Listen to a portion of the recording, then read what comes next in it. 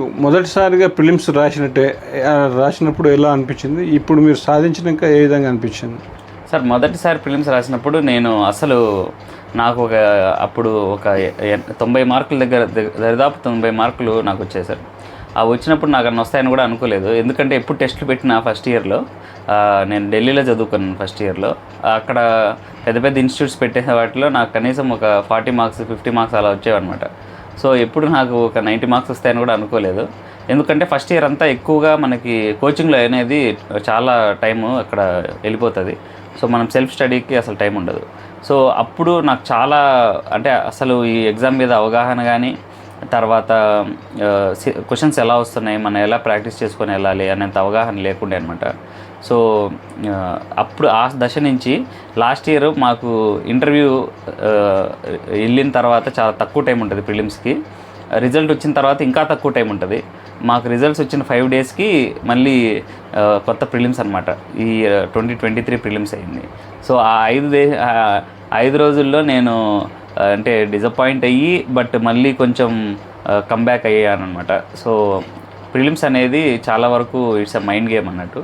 So ఎప్పుడైతే మనము ప్రెషర్ని handle చేయగలుగుతామో, ఎప్పుడైతే మనం మనకున్న బేసిక్ నాలెడ్జ్ ఫండమెంటల్స్ మీద గ్రిప్ ఉంటుందో, ప్రిలిమ్స్ గురించి అంత వర్రీ అవ్వాల్సిన అవసరం లేదు. డెఫినెట్లీ ప్రిపరేషన్ అయితే చేయాలి.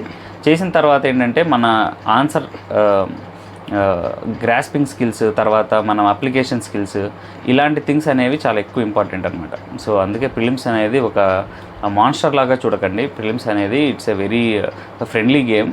కాకపోతే ఆ గేమ్స్ రూల్స్, ఆ గేమ్లో ఉండే టెక్నిక్స్ మీకు తెలియాలన్నమాట. తెలిస్తే you can tame the dragon అన్నట్టుగా. అది ఎంత పెద్ద డ్రాగన్లా కనిపించినా you can tame it. Okay sir, ఇప్పుడు మీకున్న అనుభవం దృష్ట్యా ప్రిలిమ్స్ అసలు ఎన్ని పేపర్లు ఉంటాయి, దాన్ని ఎలా ప్రిపేర్ కావాలని ఒకసారి వివరిస్తారు సార్. ప్రిలిమ్స్లో బేసిక్గా రెండు పేపర్స్ ఉంటాయి. ఒకటి ఫస్ట్ ఏమో జనరల్ స్టడీస్ అంటాము, రెండోదేమో సీసెట్ అంటాము. ఈ జనరల్ స్టడీస్లో ఆల్మోస్ట్ మనకి polity, economy, science and technology, environment, హిస్టరీలో మళ్ళీ 3 రకాలు, ఏన్షియంట్, మిడీవల్, తర్వాత మోడర్న్, తర్వాత కల్చర్ అండ్ హెరిటేజు, ఇంకా కొన్ని సబ్జెక్ట్స్ జాగ్రఫీ. సో ఇటువంటి అన్ని సబ్జెక్ట్స్ ఉంటాయి సార్.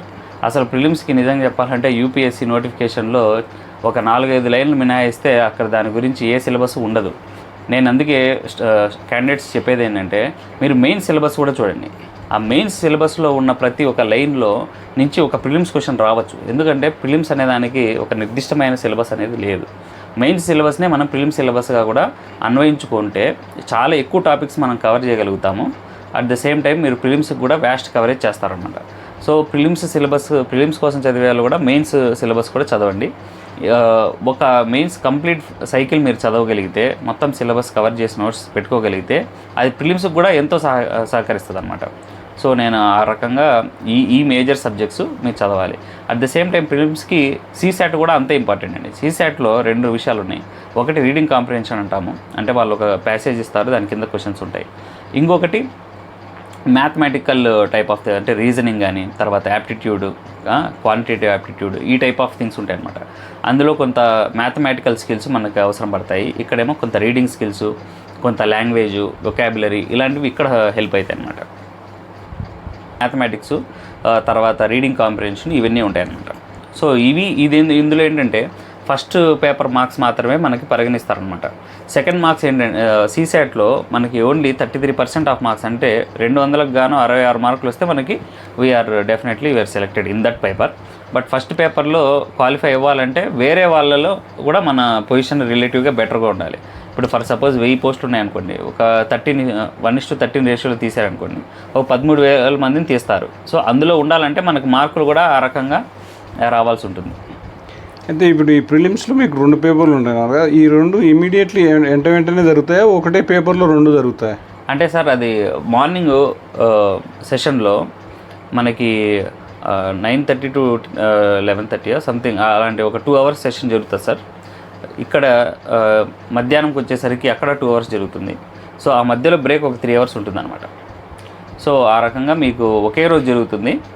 2 hours 4 hours టోటల్గా జరుగుతుంది సార్. ఆ మధ్యలో గ్యాప్ 3 hours ఉంటుంది. Okay sir. తర్వాత